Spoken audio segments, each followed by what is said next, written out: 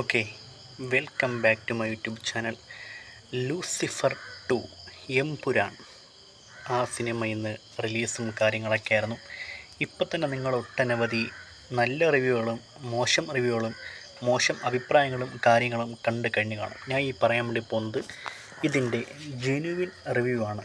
ഇത് കണ്ടിട്ട് നിങ്ങൾക്ക് ഈ സിനിമ കാണാൻ വേണ്ടി പോകണമോ വേണ്ടയോ എന്നുള്ള കാര്യങ്ങളൊക്കെ തീരുമാനിക്കാം. പക്ഷേ ഈ സിനിമ കാണണം എന്ന് ഞാൻ പറഞ്ഞാൽ നിങ്ങൾ ഒരു തവണ ഇത് കണ്ടിരിക്കണം. കാരണം ലൂസിഫറിൻ്റെ ഒരു കണ്ടിന്യൂഷൻ ഉണ്ടായിരുന്ന ഈ സിനിമ, അതുകൊണ്ട് നിങ്ങൾ മസ്റ്റായിട്ടും കണ്ടിരിക്കേണ്ടത് ഒരു ഇത് തന്നെയാണ്. പിന്നെ പടം മോശമാണോ അല്ലയോ എന്നുള്ള കാര്യം കൂടെ നമ്മളോട് നോക്കാൻ വേണ്ടി പോകുന്നുണ്ട്. ആ ഒരു കാര്യങ്ങളെക്കുറിച്ച് വെച്ച് നമുക്ക് ഒട്ടും താമസിപ്പിക്കാതെ ആ ഒരു കാര്യങ്ങളൊക്കെ പറയാം. അതിനു മുമ്പ് ഒരു കാര്യം പറയണം, എൻ്റെ ഈ റിവ്യൂ നിങ്ങൾക്ക് കേട്ടിട്ട് ചിലപ്പോൾ സ്പോയിലർ ആവാനുള്ള ചാൻസ് ഉണ്ട്. അതുകൊണ്ട് ആ ഒരു കാര്യങ്ങളൊക്കെ വെച്ച് സ്പോയിലർ അലർട്ടോടെ വയ്ക്കുകയാണ്. പിന്നെ ആ ഒരു കാര്യങ്ങളൊക്കെ വെച്ച് നേരെ നമുക്ക് റിവ്യൂ എന്താണെന്ന് നോക്കാം.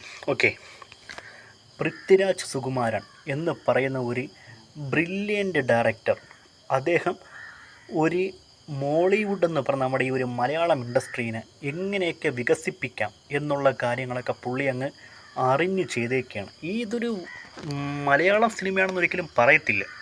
ഹോളിവുഡ് റേഞ്ചിനും അപ്പുറത്തേക്കുള്ളൊരു മേക്കിംഗ് ആണ്. മേക്കിംഗ് ആരുടെ കയ്യിലായിരിക്കുന്നത്? ഡയറക്ടറുടെ കയ്യിലായിരിക്കുന്നത്. ഡയറക്ടറായിട്ടുള്ള പൃഥ്വിരാജ് സുകുമാരൻ ഇതിന് അത്ര രീതിക്കങ്ങ് ഒരു വാല്യൂ കൊടുത്താണ് ഈ ഒരു ഇൻഡസ്ട്രിക്ക് വേണ്ടി ഈ സിനിമ തയ്യാറാക്കി വെച്ചിരിക്കുന്നത്. ഗംഭീര മേക്കിംഗ്, ഒരു ഡയറക്ഷൻ, ഐഡിയ പെർഫെക്റ്റ് ആയിരുന്നു. പൃഥ്വിരാജിനെ ഈ ഒരു നേരത്തെ ഇവിടെ ഒരുപാട് പേരൊക്കെ പറഞ്ഞ പോലെ മലയാള ഇൻഡസ്ട്രീനെ മാർക്കറ്റിംഗ് ചെയ്യണമെങ്കിൽ അത് പൃഥ്വിരാജ് തന്നെ വരണം. അതാണ് അതിനൊപ്പം നിൽക്കുന്ന ഒരു ഡയറക്ടർ വേറെയില്ല. അതാണ് ആ ഒരു വ്യക്തിയുടെ ഒരു ഹൈലൈറ്റും കഴിവെന്നൊക്കെ നമ്മൾ പറയുന്നത്. പിന്നെ ലാലേട്ടൻ, നമ്മുടെ മോഹൻലാൽ, പുള്ളിയെപ്പറ്റി പറയുകയാണെങ്കിൽ ഇദ്ദേഹം ഉണ്ടല്ലോ, പെർഫോമൻസും പിന്നെ ഒരു ഡെഡിക്കേഷനും ഒക്കെ പുള്ളി നന്നായിട്ട് തന്നെ കൊണ്ടുവന്നിട്ടുണ്ട്. പുള്ളിയുടെ ഈ ഒരു ഏജിലും പുള്ളി എടുക്കുന്ന ഒരു ഡെഡിക്കേഷൻ ലെവലുണ്ടല്ലോ, അത് നന്നായിട്ട് ഇവിടെ കാണാൻ വേണ്ടി പറ്റുന്നുണ്ട്. അതാണ് ഇതിൻ്റെ ഏറ്റവും വലിയ ഹൈലൈറ്റ്. സ്റ്റൈലിഷ് ആയിരുന്നാലും സ്വാഗ് ആയിരുന്നാലും നമ്മുടെ സ്റ്റീഫൻ നെടുമ്പള്ളിയുടെ ആ ഒരു മാസമായിരുന്നാലും പുള്ളി നന്നായിട്ടങ്ങ് ഒരു ഡെഡിക്കേറ്റീവായിട്ട് നിൽക്കുന്നു എന്നുള്ളതിനാണ് ഏറ്റവും മികച്ച കാര്യം. പിന്നെ കുറച്ച് വീക്കായിപ്പോയെന്നറിയാമോ ഇതിൻ്റെ ഒരു തിരക്കഥയാണ്. കാരണം ലൂസിഫർ എന്ന് പറഞ്ഞ സിനിമയിൽ നമ്മൾ കണ്ട ഒരു തിരക്കഥയ്ക്കൊപ്പം ഇത് വന്നില്ല എന്നുള്ളത് സത്യസന്ധമായ ഒരു കാര്യമാണ്. പക്ഷേ മേക്കിംഗ് കൊണ്ട് പെർഫെക്റ്റ് ആയിരുന്നു. പക്ഷേ ഒരു തിരക്കഥ അതുമാത്രമല്ല, തിരക്കഥയും ഏതൊക്കെ വ്യക്തികൾ എപ്പോഴെല്ലാം വരണമെന്നുള്ളതൊക്കെ ഒരു ലാഗായിരുന്നു. പിന്നെ അനാവശ്യമായ കുറേ കാസ്റ്റിങ്ങുകൾ, ഒരു രീതിക്കും ഒരു ഉപയോഗവും ഇല്ലാത്ത കുറേ കാസ്റ്റിംഗ്. ആ ഒരു 36 കഥാപാത്രങ്ങൾ കാണിച്ചിട്ടുണ്ടല്ലോ. ഇമ്പോർട്ടൻസ് എന്നൊരു സാധനം ഉണ്ടെങ്കിൽ അത് 1-2 പേർക്ക് മാത്രമേ ഉള്ളൂ. എല്ലാവർക്കും അങ്ങ് ഒരു പ്രാധാന്യമുണ്ട്, നമുക്ക് ഒരിക്കലും പറയാൻ വേണ്ടി പറ്റത്തില്ല. അനീഷ് ജി മേനോൻ എന്ന് പറഞ്ഞ ആ ഒരു ബൈജുവിൻ്റെ കൂടെ കിടക്കുന്ന ഒരു പുള്ളിയുടെയൊക്കെ ഒരു ഇത് ഒന്നില്ല, ഒന്നും ചെയ്യാൻ പറ്റുള്ള ഒരു കാര്യം പോലില്ല. പിന്നെ ഏറെ പ്രതീക്ഷയോട് കൂടി എന്നൊരു കഥാപാത്രമാണ് നമ്മുടെ സുരാജ് വെഞ്ഞാറമൂടിൻ്റെ കഥാപാത്രം. ആ ഒരു കഥാപാത്രത്തിൻ്റെ വന്നിട്ടുള്ള ഒരു വൈബ്രേഷൻ ഉണ്ടല്ലോ, അത് പിന്നെ കാണാൻ വേണ്ടി പറ്റിയില്ല. പിന്നെ ആ ഒരു കഥാപാത്രത്തിൻ്റെ ഒരു ഗ്രാഫ് അങ്ങ് താരുന്ന പോലെ എനിക്ക് തോന്നിപ്പോയത്. അധികം പെർഫോമൻസ് ചെയ്തങ്ങ് ഞെട്ടിക്കും എന്നൊക്കെയായിരുന്നു ഒരു പ്രതീക്ഷയും കാരണം. പക്ഷെ ഒന്നും ചെയ്യാൻ വേണ്ടി ആ പുള്ളിക്ക് പറ്റില്ല. കാര്യം എന്ന് വെച്ച് കഴിഞ്ഞാൽ കഥയുടെ ഗതി മാറി ഇവിടെ നമ്മുടെ കേരളത്തിൻ്റെ ഒരു കഥ പറഞ്ഞിട്ട് നിന്ന സമയത്ത് പെട്ടെന്ന് ആ ഇൻ്റർനാഷണൽ ലെവലിൽ ഖുറേഷി എബ്രഹാമിൻ്റെ ആ ഒരു രീതിക്ക് അങ്ങ് പോയി.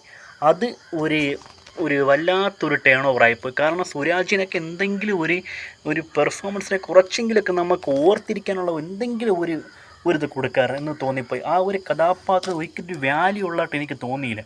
പിന്നെ കൂടെ നിൽക്കുന്ന മണിക്കുട്ടനായിരുന്നാലും ഒന്നും ചെയ്യാനില്ല ഈ സിനിമയ്ക്കകത്ത്. അങ്ങനെ വന്ന് വെറുതെ പോകുന്ന ഒരു കഥാപാത്രം പോലെയാണ് എനിക്ക് പേഴ്സണലി ഫീൽ ചെയ്തത്. ഇതൊക്കെയാണ് കഥാപാത്രങ്ങളുടെ കാര്യം പറഞ്ഞു കഴിഞ്ഞാൽ. പിന്നെ സിനിമയിലുണ്ടല്ലോ, ആദ്യത്തെ ഒരു അരമണിക്കൂർ ഒരു സീക്വൻസ് കാണിക്കുന്നുണ്ട്.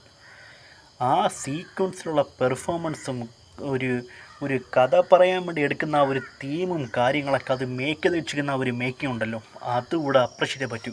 ഈ സിനിമയ്ക്കകത്ത് സുകാന്ത് ഗോയ മുന്ന എന്ന് പറയുന്ന കഥാപാത്രമുണ്ട്. ആ ഒരു കലാപം സീനിനകത്താണെങ്കിൽ പുള്ളിയുടെ ചില ആറ്റിറ്റ്യൂഡുകളും കാര്യങ്ങളൊക്കെ കണ്ടപ്പോൾ ഉണ്ടല്ലോ, ചെപ്പ വിളക്കൊന്ന് പൊട്ടിക്കാൻ തോന്നുന്നത് മലയാളികൾ ആരും തന്നെ ഉണ്ടായിരിക്കത്തില്ല.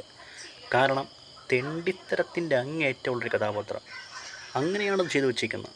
ഏറ്റവും വലിയ ഒരു ചതി അല്ലെങ്കിൽ വഞ്ചന, കൂടെ ചതിക്കുക, ക്രൂരനായ ഒരു മനോഭാവം കാര്യങ്ങളൊക്കെ വെച്ച് കുറച്ച് അങ്ങനത്തെ ചില ആറ്റിറ്റ്യൂഡും കാര്യങ്ങളൊക്കെ പുള്ളി കാണിക്കുന്നുണ്ട്.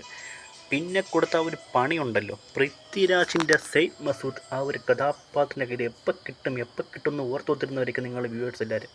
അവസാനം സാറ്റിസ്ഫാക്ഷൻ കിട്ടുന്നതൊരു പണിയും കാര്യവും തന്നെ കൊടുത്ത അതെനിക്ക് ഒരുപാട് തൃപ്തിയായി. ഞാൻ തന്നെ ഏറ്റവും കൂടുതൽ കാത്തിരുന്നത് ഇത് എങ്ങനെ ഇടിച്ച് പഞ്ചറാക്കാനുള്ള കാര്യങ്ങളൊക്കെ അമ്മാതിരി പെർഫോമൻസ് ആയിരുന്നു കാണിച്ചു വെച്ചിരിക്കുന്നത്.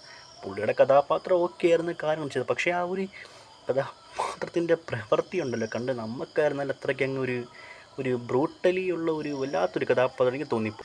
നമ്മുടെ അഭിമന്യു സിംഗിൻ്റെ ആ ഒരു കഥയും കാര്യങ്ങളും ഫ്ലാഷ് ബാക്കും ഒക്കെ ഉണ്ടല്ലോ, സത്യം പറഞ്ഞ പെർഫെക്റ്റ് ആയിട്ട് തന്നെ എടുത്ത് വച്ചിരിക്കുന്നത്. എന്തൊരു റിയലിസ്റ്റിക് ഒരു കലാപം. ആ കലാപം ഉണ്ടാകുമ്പോൾ എന്തെല്ലാം ഇത് നേരിടും, എന്തെല്ലാം സംഭവിക്കും എന്നുള്ള കാര്യങ്ങളൊക്കെ അത്രയ്ക്ക് ബ്രൂട്ടലായിട്ട് കാണിച്ചു വെച്ചിരിക്കുകയാണ്. ഞെട്ടിക്കും. നമ്മുടെ കൺമുമ്പിൽ നടക്കുന്ന ഒരു കാര്യമുണ്ടല്ലോ, പക്കാ റിയലായിട്ടുള്ള ഒരു കലാപത്തിന് മേക്ക് ഓവർ ചെയ്ത് വെച്ചിരിക്കുകയാണ്. പിന്നെ സൈലൻ്റ് മൂഡിൽ നിന്നിട്ടാണ് നമ്മുടെ സലാറിലെ പയ്യൻ കാർത്തികേയ, ആ ചെറുക്കനുണ്ടല്ലോ, അവൻ്റെ ഒരു മാനേഴ്സൊക്കെ സത്യം പറഞ്ഞാൽ അത്രയ്ക്ക് അങ്ങ് പൃഥ്വിരാജിനെ അങ്ങ് ഉരിച്ചു വെച്ചേക്കാണ് ആ ചെറിയനെ കണ്ടു കഴിഞ്ഞാൽ. അതേ കണക്ക് ഇരിക്കുന്നു. പൃഥ്വിരാജ് തന്നെയാണത്. അത് ആ രീതിക്കുള്ള ഒരു കറക്റ്റ് ക്യാരക്ടറൈസേഷനാണ് അതിൽ വന്നിരിക്കുന്നത്. ഒരു ഇതും പറയാനില്ല. പിന്നെ ഒട്ടനവധി മാസ് കഥാപാത്രങ്ങളൊക്കെ അതിൽ വേറെ ഉണ്ട്. കലാപം നടക്കുന്നു, തിരിച്ചടിക്കുന്നു, അങ്ങനത്തെ കുറേ കാര്യങ്ങളൊക്കെ. അതുകൊണ്ടെല്ലാം ആ ഒരു കഥയുടെ തുടക്കമേ അവിടെയാണ് തുടങ്ങുന്നത്. പിന്നെ നമ്മുടെ നേരെ നെടുമ്പള്ളി കാര്യങ്ങൾ, മഞ്ജു വാര്യർ, ആ രീതിക്കുള്ള കുറേ രാഷ്ട്രീയം പറശ്ശിനി കാര്യങ്ങൾ. ടൊവിനോ വരുന്നു. ടൊവിനോയുടെ കാര്യം പറഞ്ഞു കഴിഞ്ഞാൽ ഇവിടെ ടൊവിനോയുടെ കഥാപാത്രത്തിൽ ഒരു ചേഞ്ച് ഓവർ പലതുണ്ട്. പല ചേഞ്ചും കാര്യങ്ങളൊക്കെ കൊണ്ടുവന്ന് ഒരു മൊമെൻ്റ് എത്താൻ നേരത്ത് എനിക്ക് തോന്നിപ്പോൾ അത് ആ ഒരു വിവേക് ഒബ്രയുടെ ആ ഒരു ഗ്രാഫ് പിടിച്ചല്ലേ ഈ ഒരു കഥാപാത്രം പോകുന്നത് എന്നെനിക്ക് തോന്നിപ്പോൾ. ഏതാണ്ട് അതേ ഒരു പാറ്റേണിൽ കൂടെ ഈ കഥാപാത്രം ഇങ്ങനെ പൊയ്ക്കൊണ്ടിരിക്കുന്നതൊക്കെ കണ്ട്. എന്നൊക്കെ പറഞ്ഞാലും ആ ഒരു വിവേക് ഒബ്രയുടെ കഥാപാത്രം പോലെയാണ് ഒരു ഗ്രാഫ് പോകണമെങ്കിലും ഇവിടെ സായി കുമാറിനൊന്നും ഒന്നും ചെയ്യാനില്ല. സായി കുമാറൊക്കെ എന്തോരം ഒരു ഇൻപുട്ടാണ് ലൂസിഫർ ഇട്ട് നമുക്കറിയാം.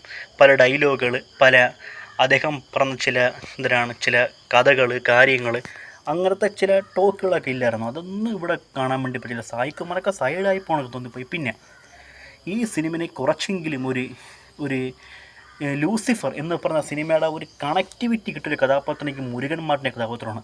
മുരുകൻ മാർട്ടിൻ എന്ന് പറഞ്ഞ ഒരു കഥാപാത്രം, ആ ചില ആൾ അയാളെ എപ്പോഴൊക്കെ കാണിക്കുന്നോ ആ സമയത്തൊക്കെ പുള്ളി ഒരു സ്റ്റീഫൻ എന്ന് പറഞ്ഞ ആ ഒരു കഥാപാത്രത്തിനെ മിസ് ചെയ്യുന്ന ഒരു പ്രശ്നം അത് ഇയാളെ കൂടെ നമുക്ക് കാണാൻ വേണ്ടി പറ്റി. അതായിരുന്നു ഇതിൻ്റെ ഏറ്റവും വലിയ ഹൈലൈറ്റ്. പുള്ളിയുടെ ഒരു രീതിയും കാര്യങ്ങളും കാണുമ്പോൾ സ്റ്റീഫൻ്റെ ആവശ്യകത നമുക്കിവിടെ ചൂണ്ടിക്കാണിക്കുന്നുണ്ട്. പിന്നെ നേരെ നോക്കേണ്ട ഇനി ഖുറേഷി എബ്രഹാം എന്ന് പറഞ്ഞ ഒരു നെക്സസിൻ്റെ ഒരു കാര്യങ്ങളൊക്കെയാണ്.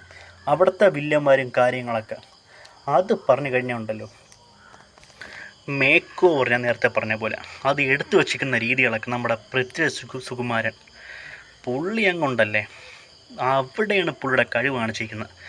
ഏതൊക്കെ കഥാപാത്രങ്ങളെ ഇപ്പോൾ ഈ ഒരു ഫോറിൻ നിന്ന് വന്നായിരുന്നാലും അവരെയൊക്കെ ആൻഡ്രിയ ടിവാഡൻ ഇവരെയൊക്കെ ഉണ്ടല്ലോ കൊടുത്തേക്കുന്ന റോളിനൊക്കെ 100ൽ 100 തന്നെയാണ് കൊടുത്തേക്കുന്നത്. പക്ഷെ അതൊന്നും ഒരിക്കലും സ്റ്റീഫൻ നെടുമ്പള്ളിയുടെ ആ ഒരു കഥാപാത്രത്തിന് ഒട്ടു നിൽക്കുന്നവരുടെ ഒന്ന് വന്നിട്ടെങ്കിൽ പോലും അവിടെ അത് നല്ല പോലെ വർക്കൗട്ടായി. നമ്മുടെ ഗെയിം ഓഫ് ത്രോണിൽ കണ്ട ഒരു കഥാപാത്രമില്ലേ, ആ ഒരു ബോറിസ് ഒളിവർ എന്ന് പറഞ്ഞ ആ ഒരു കഥാപാത്രം, ആ ഒരു കഥാപാത്രത്തിന് ഇത്ര ഒരു മികച്ച ഇൻപുട്ടാണ് കൊടുത്തേക്കുന്നത്. അതിന് ഒരുപാട് പ്രാധാന്യമുള്ളൊരു കഥാപാത്രം പുള്ളി ഒന്നും ചെയ്തിട്ട് പോയിരിക്കുന്നത്. ഗംഭീരമായിരുന്നു. തിയേറ്ററിലൊക്കെ ഭയങ്കര റെസ്പോൺസ് ആയിരുന്നു അയാളെ കാണിച്ച സമയത്ത്. അതും പിന്നെ ഈ മക്കാറ്റി ആയിരുന്നാലും ഈ അലക്സ് ഓനിയിലായിരുന്നാലും ഇവർ, പിന്നെ ആൻഡ്രിയ ടിവാഡൻ, ഇവരുടെയൊക്കെ ഒരു ഇൻപുട്ടും കാര്യങ്ങളൊക്കെ നന്നായിരുന്നു. പിന്നെ കബൂക എന്ന് പറഞ്ഞ ആ ഒരു ഡ്രക്കിൻ്റെ ആ ഒരു കാർട്ടൽ തലൈവൻ, അദ്ദേഹത്തിൻ്റെ ഒരു കഥ കുറച്ചും കൂടെ ഒന്ന് വികസിപ്പിക്കാമെങ്കിൽ പോലും അദ്ദേഹത്തിൻ്റെ ഇൻപുട്ടും പ്രസൻസും ലാലേട്ടനൊപ്പമുള്ള കോമ്പിനേഷൻസും കാര്യങ്ങളൊക്കെ സൂപ്പറായിരുന്നു. അതിനെ ഒരു ട്വിസ്റ്റായിട്ടാണ് അതിനെ അവതരിപ്പിച്ചിരിക്കുന്നത്. ആ ഒരു സംഭവത്തിന് അത് ഗംഭീരമായിട്ട് തന്നെ വന്നിരിക്കുന്നത്. പിന്നെ നേരെ നമുക്ക് ജതിൻ രാംദാസിൻ്റെ ഒരു കഥയിലൊരു കാര്യം പറയാനുണ്ട്. അതായത് ആ ജതിൻ രാംദാസിൻ്റെ കഥാപാത്രം ചെയ്യുന്ന ചില പ്രവർത്തിയിലുണ്ടല്ലോ, സ്റ്റീഫൻ കുറച്ചും കൂടി മുന്നേ വന്ന് ഇൻപുട്ട് ഇടുകയാണെങ്കിൽ ലൂസിഫറിന് മുകളിൽ ഈ സിനിമ പോയേനെ എന്നുള്ള കാര്യം മാത്രമേ പറയാൻ വേണ്ടി പറ്റൂ. ഒരു ടഫ് കൊടുക്കുന്ന രീതിക്ക് കുറച്ചുകൂടെ നേരത്തെ ഒന്ന് പ്ലേസ് ചെയ്തിരുന്നെങ്കിൽ നന്നായി തന്നെ വന്നേനെ. ആൾ ഓവർ നന്നായി വരുന്നു. ഇതിപ്പം ഒരു കാര്യം പറഞ്ഞു കഴിഞ്ഞാൽ, ലൂസിഫർ സിനിമ നമ്മളെ കണ്ടപ്പോൾ ഉണ്ടല്ലോ, നമ്മളെ ഈ ഖുറേഷി എബ്രഹാം അല്ല, നമ്മുടെ സ്റ്റീഫൻ നെടുമ്പള്ളി. ആ ഒരു കഥാപാത്രത്തിന് ഒരുപാട് മൊമെൻറ്റ്സ് ഉണ്ട്. മാസ് കാണിക്കാനും ഇമോഷണൽ ആവാനും പിന്നെ ചില നോട്ടങ്ങൾ കൊണ്ടുപോലെ അങ്ങ് ഒരു കാര്യങ്ങൾ പറയാനൊക്കെ ഒരുപാട് ഒരു ഇൻപുട്ട് ഉണ്ടല്ലോ. പക്ഷെ ഇതൊന്നും ഒരിക്കലും ഇവിടെ ഇത്തരം ഒരു സന്ദർഭങ്ങൾ ഒരിക്കലും സ്റ്റീഫൻ നെടുമ്പള്ളി കിട്ടില്ല. പക്ഷേ മറിച്ച് ഖുറേഷി എബ്രഹാമിന് ഒരുപാട് മൊമെൻറ്റ്സും കാര്യങ്ങളൊക്കെ കിട്ടി എന്ന് വേണം പറയേണ്ടത്. പിന്നെ ചില പ്രശ്നങ്ങൾ ഈ സിനിമയിലുള്ളതെന്ന് വെച്ച് കഴിഞ്ഞാലുണ്ടല്ലോ, വോയിസാണ് ഇതിൻ്റെ. ഈ ഒരു ശബ്ദം ഈ സിനിമയുടെ നല്ല രീതിക്ക് ഒരാൾക്കൊരു ചെസ്റ്റ് പെയിനെ കൊണ്ടൊക്കെ രീതിക്കുള്ള ഒരു അത്രയ്ക്കങ്ങ് അടിച്ച് തകർത്ത് വിട്ടേക്കാണ്. ആ രീതിക്കുള്ള ഒരു ശബ്ദം കുറച്ച് കൂടിപ്പോകുന്നുള്ളൂ. കാരണം ഒരു പരിധിയിൽ കഴിഞ്ഞ ഒരു വോയിസ് വന്നാണൊക്കെ എനിക്ക് തോന്നിപ്പോൾ ഇത്ര ശബ്ദമൊന്നും ഈ പടത്തിന് വേണ്ടത്. ഭയങ്കരമായ ഒരു വയലൻസ് ഉണ്ടാക്കാനൊക്കെ തന്നെ തോന്നിപ്പോയി. ആ രീതിക്ക് ചില ഹാർട്ട് പേഷ്യൻറ്റും അങ്ങനത്തെ ആൾക്കാരൊക്കെ ഒന്ന് കയറണമെങ്കിൽ അവർക്ക് ഭയങ്കര ബുദ്ധിമുട്ടായിരിക്കും പടം കാണാൻ. എന്തെങ്കിലും ഹെൽത്ത് ഇഷ്യൂസും കാര്യങ്ങളൊക്കെ ഉള്ള ആൾക്കാരൊക്കെ ആണെങ്കിൽ അതൊക്കെ അഡ്ജസ്റ്റ് ചെയ്ത് മാത്രം അങ്ങോട്ട് കയറി പോകാവൂ എന്നുള്ള കാര്യം കൂടെ എനിക്ക് പറയാൻ വേണ്ടിയുണ്ട്. അത് ഒന്ന് ശ്രദ്ധിക്കേണ്ട ഒരു കാര്യമാണ്. പിന്നെ വേറെന്ന് വെച്ച് കഴിഞ്ഞാൽ ഡയറക്ഷൻ ഒക്കെ ആയിരുന്നു, സ്ക്രിപ്റ്റ് വർക്കിലായിരുന്നു, ചില സന്ദർഭങ്ങളൂടെ മികച്ചതാക്കാൻ വേണ്ടി പോയിരുന്നു. പിന്നെ ക്യാരക്ടറിൻ്റെ ഒരു പ്ലേസ്മെൻറ്റും കാര്യങ്ങളൊക്കെ. ഇവിടെ ഇപ്പം അഹന്ത എന്ന് പറഞ്ഞൊരു പാർട്ടിയൊക്കെ വരുന്നുണ്ട്, ASM എന്ന് പറഞ്ഞ അഹന്ത ശക്തി മോർച്ച എന്നൊരു ഒരു പാർട്ടി. ആ ഒരു പാർട്ടിയും സുരാജ് വെഞ്ഞാറും കൂടെ ഒരു ഇൻപുട്ട് ഉണ്ടാക്കുമെന്നൊക്കെയാണ് കരുതിയത്. അത്രയ്ക്കൊന്നും വന്നിട്ടില്ല. പിന്നെ കേരളം ഒന്നാകെ കാത്തിരുന്ന ഒരു റിവൈവിലാക്കാൻ വേണ്ടി പോവുകയാണ്. ഇവിടെയാണ് ഞാൻ സ്പോയിലർ അലർട്ട് വയ്ക്കുന്നത്. അതുകൊണ്ട് താല്പര്യമായിട്ട് മാത്രം ഞങ്ങളുടെ കാണാൻ വേണ്ടി ശ്രമിക്കുക. ഡ്രാഗൺ സിമ്പിൾ ഇട്ട് വന്ന ആ ഒരു വില്ലൻ കഥാപാത്രം ആരാണ്? സോ മെനി ഗസസ് ആരാണ്? ഷാറുഖ് ഖാൻ, അമീർ ഖാൻ, ഡോങ്ലി, കമൽഹാസൻ, ഫഹദ് ഫാസിൽ, റിക് യൂൺ എന്നൊക്കെ ഉള്ള പേരെ കേട്ടല്ലോ. അപ്പോൾ പറയാൻ വേണ്ടി പോവുകയാണ് ആ കഥാപാത്രമായിരുന്നു. അത് റിക് യൂണാണ് ആ കഥാപാത്രം. ക്ലൈമാക്സിലൊരു എൻട്രി ഉണ്ട്, കാര്യങ്ങളൊക്കെ ഉണ്ട്. പിന്നെ ഇത് ഞാൻ ഇവിടെ പറയാൻ വേണ്ടി ആഗ്രഹിക്കുന്നില്ല. ലാസ്റ്റിൽ അതിതീവ്രമായ മറ്റൊരു ഇൻട്രോയും കൂടെ ഉണ്ട്.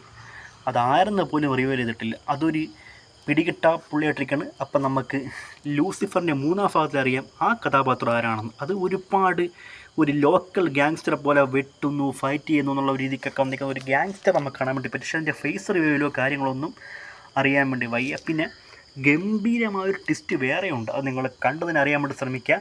ഏറ്റവും മർമ്മപ്രധാനമായൊരു ട്വിസ്റ്റാണ് കാണിച്ചിരിക്കുന്നത്. പിന്നെ ആ ഒരു കാര്യങ്ങളൊക്കെ വെച്ച് ഇത്ര ഉള്ളു പറയാനായിട്ട്.